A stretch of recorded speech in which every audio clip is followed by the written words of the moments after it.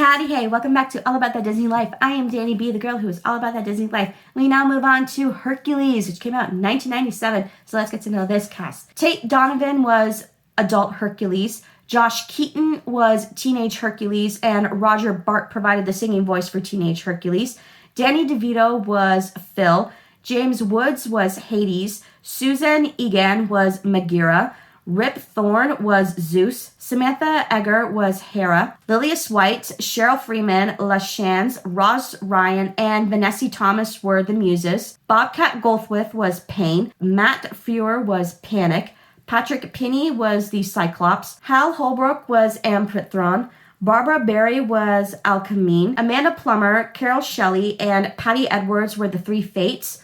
Paul Schaefer was Hermes. Jim Cummings was Nessius.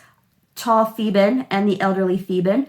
Wayne Knight was Demetrius. Mary Kay Bergman was the Earthquake Lady. Corey Burton was the Burnt Man. Kathleen Freeman was the Heavyset Woman.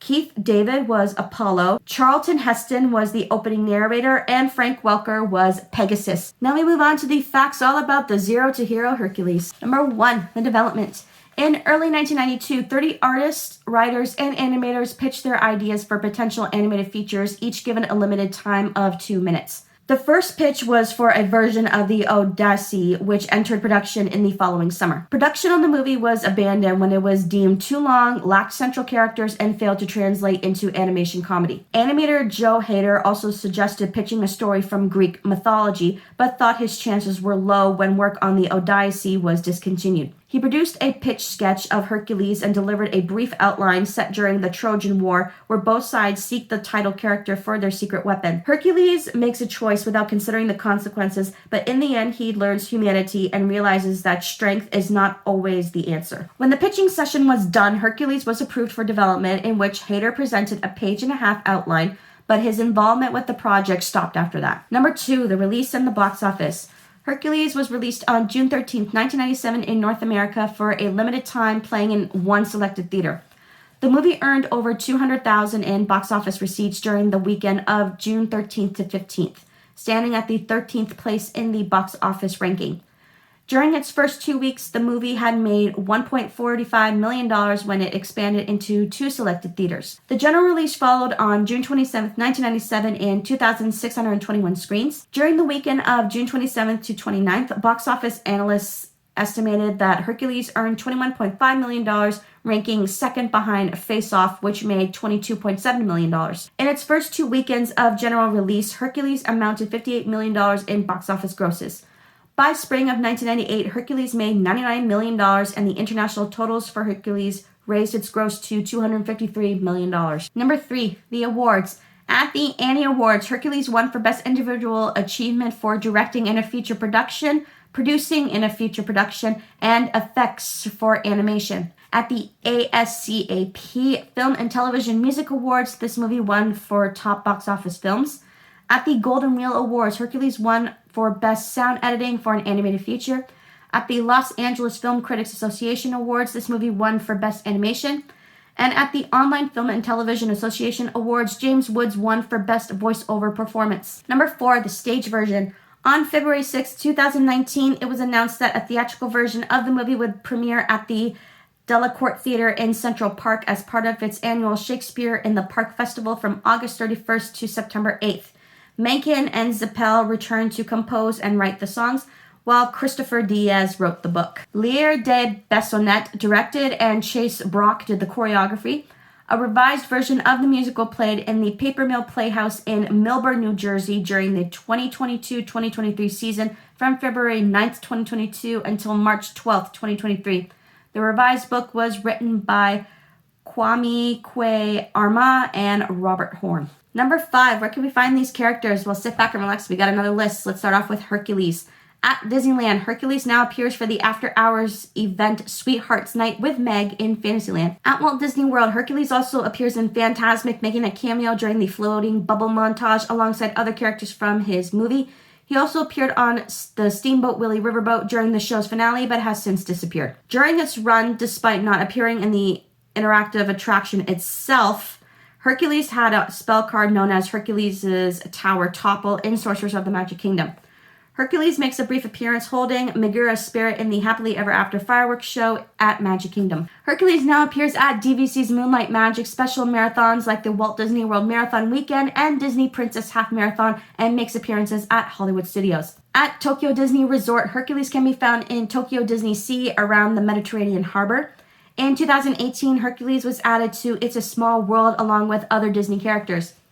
On the Disney Cruise Lines, he had his own stage show on the ships called Hercules the Musical. He is most likely to be seen on the long-running live show, The Golden Mickeys. On the Disney Fantasy Ship show Wishes, Hercules and the Muses meet 3 high school graduates. The Muses perform Zero to Hero while Hercules battles some of the Titans during the show. Although never seen in Villains Tonight, Hercules is mentioned several times, usually to make Hades angry for the reminder of his defeat in the 1997 movie. Next character is Hades. In California, at Disneyland Resort, Hades appears with a speaking role in the annual Frightfully Fun Parade at the Disneyland Park. At Walt Disney World in 2013, Hades appears with Meg, Pain, and Panic and several Disney villains on the stage for the Unleash the Villains Halloween stage event at Disney's Hollywood Studios. He would return for the renamed Villains Unleashed event in 2014. In the interactive attraction Sorcerers of the Magic Kingdom, Hades serves as the main antagonist again. In this attraction, Hades sets his eyes on the Magic Kingdom for his new summer vacation spot and plans on turning it into a post-apocalyptic wasteland, but Merlin's powerful crystal of the Magic Kingdom prevents him from doing so, as it is powered to keep all evil at bay at the park. When Hades sends Pain and Panic to steal it, the crystal is accidentally shattered into several pieces, with 4 of them getting shattered around the park. Hades then recruits several Disney villains to help him retrieve them, but in the end, Hades and the villains are trapped and imprisoned in the newly reconstructed crystal by Merlin and the park guests that helped him on the adventure. In Fantasmic, Hades is one of the villains summoned by the Evil Queen to destroy Mickey Mouse in the Florida version of Fantasmic. Once Hades is summoned, he then summons Chernabog. Hades is defeated with the other Disney villains at the end. Hades does not appear in Mickey's Philhar Magic show itself, but a poster in the Keek area where he sings torch songs. In Hocus Pocus Villain Spectacular, Hades is one of the many villains to join the Sanderson sisters with their Halloween celebration as one of the frightful friends Maleficent conjures. In Wonderful World of Animation, Hades appears as a major villain alongside Tomoda and Yzma during the villain-centric segment. When he appears, the Chinese theater is engulfed in blue flames as the audience is transported to the underworld. In the Magic Kingdom's Villains Unite the Night, Hades and Meg serve as the protagonists. In the show, Hades is preparing for the planets to align, and ancient prophecy declares that someone will be granted ultimate power that will dub them ruler of the universe. Hades believes this to be him, but later finds that Jafar, Maleficent, the Evil Queen, and Dr. Facilier have been following the same prophecy. At Tokyo Disney Resort in Starlight Dreams, Hades is one of the central villains where he joins other Disney villains in a hostile takeover scheme against Mickey Mouse and friends. During the Halloween season, he is promptly featured alongside other major Disney villains throughout the park, including a live appearance in Tokyo Disney Sea's Villains World Show. In Hong Kong, Hades was added to the 2017 edition of the Nightmare Experiment attraction, where guests can visit his underworld during the later half of the tour. At Shanghai Disneyland, as part of the park's Halloween celebration, Hades joins Dr. Facilier and Maleficent in the Villains Cavalcade Night Show. On the Disney Cruise Line, Hades is the starring character for Villains Tonight. In the show, Hades has gone soft in recent years, and if he doesn't regain his evil nature, he will lose control over the underworld. Hades visits the most powerful Disney villains to help recapture his infamous cruelty. Next character is Meg. At Walt Disney World in Fantasmic, Meg appeared in the Walt Disney World version of the show on board the Steamboat Willie riverboat, but has since disappeared from the show. She sometimes appears in the finale nowadays. As far as meet and greets goes, Meg is an extreme rarity. She appears mostly at this resort, as she is currently reserved mainly for special events, notably appearing with Hades, Pain, and Panic at Magic Kingdom for the park's Rock Your Disney Side 24-hour event. She has also been known to make random appearances at Epcot, however, this is now increasingly rare. Notably, Meg appeared with Hades, Pain, and Panic and other Disney villains during the Unleash the Villains, renamed Villains Unleashed event at Disney's Hollywood Studios in 2013 and 2014 as Hades' co-host. She was also a playable character in the now removed Hercules in the Underworld attraction game at Disney Quest. At Disneyland Paris, she also made a few appearances at the park, at times for special events and others on a random basis during winter. Next character is Phil. At Disneyland, California, Phil currently makes no appearances in California, though he has appeared in the Hercules Victory Parade in the late 1990s, as well as Disneyland's version of Fantasmic in 1997, riding the Mark Twain riverboat. At Walt Disney World, during the original release of the movie, an animatronic Phil was seen in the Hercules Zero to Hero Parade in Disney's Hollywood Studios as the star of his very own gym-themed float. Phil also has a small cameo appearance in the bubble montage during Disney's Hollywood Studios version of Fantasmic. Phil also played a role in the former Disney Quest attraction Hercules in the Underworld. At Disneyland Paris, Phil continues to make occasional appearances at this park. On the Disney Cruise Line, aboard the Disney Wonder, Phil played a role in the discontinued Broadway-style version of Hercules the Musical. Next character is Pegasus. At Disneyland, California, Pegasus appeared in the Hercules-themed parade, Hercules Victory Parade, around the time the movie first came out. There was also a deleted Go the Distance sequence for World of Color that would have featured Pegasus and Hercules, but the sequence was removed for an extended Aladdin sequence rather than splitting the sequence between the two films. At Walt Disney World, Pegasus appears in the bubble montage of the Florida version of Fantasmic. The last characters are Pain and Panic. At Walt Disney World, the duo play a significant role in Sorcerers of the Magic Kingdom. Here they are assigned by Hades to steal a crystal that can defeat any evil from Merlin the wizard so that he can take over Magic Kingdom.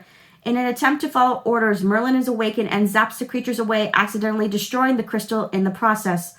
4 of the crystal's pieces are scattered across the kingdom, and a race is on with heroes and villains to retrieve it. Pain and Panic are seen again to assist Governor Ratcliffe. They morph into an English soldier to battle the park guests, but they are defeated. They decide to keep their defeat as well as Ratcliffe's a secret from Hades. After all the villains are defeated, Merlin decides that it's time to reassemble the crystal and foils Hades' plans once and for all. But no sooner does he try to look for the crystal when Pain and Panic make off with the last piece of the crystal and deliver to Hades in the underworld. Eventually, the guests stop Pain and Panic from climbing up the stairway of the dead to reach Hades by zapping them with the Sorcerer's Crest. They are last seen attacking Merlin after he finishes reassembling the crystal and then become trapped in it along with Hades and the other villains. On the Disney Cruise Line, Pain and Panic played a large role in Villains Tonight. In the show, Hades' evil level has decreased and the Fates are threatening to retire him as Lord of the Underworld unless his evil meter rises by midnight. Pain and Panic are then sent to find some Disney villains to help Hades retain his title. And there you have it, all the facts about Hercules. If you like this video, please hit that like button. Don't forget to leave a comment down below, and don't forget to subscribe. And I hope you have a zippity-doo-dah day. Goodbye.